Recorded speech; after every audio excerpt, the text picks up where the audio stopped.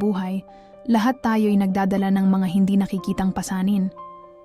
Ang sakit ng damdamin ay maaaring isang tahimik na kasama, ngunit hindi mo kailangang dalhin ang pasanin na ito ng mag-isa.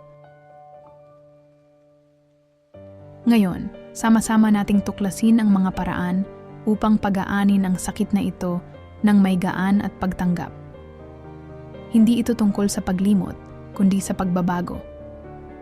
Tungkol sa pagpapahintulot na pumasok ang liwanag, una, kilalanin natin.